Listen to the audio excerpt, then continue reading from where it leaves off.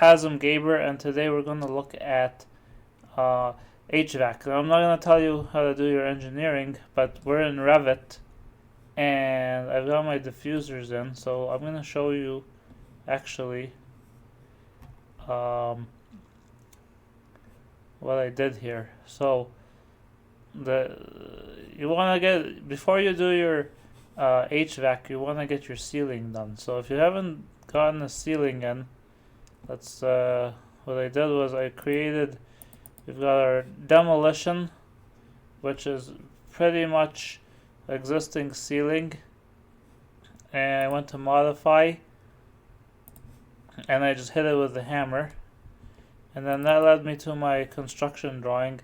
Now to create a ceiling, like an acoustic ceiling, all you gotta do really is go to architecture and then ceiling, and then let's say I've got a room with no ceiling. I just click on the room and boom, I create a ceiling. So if I can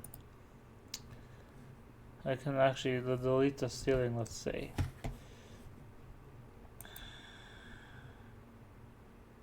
I can't delete it now, but literally all you gotta do, like if I've got a wall here, I'm gonna show you.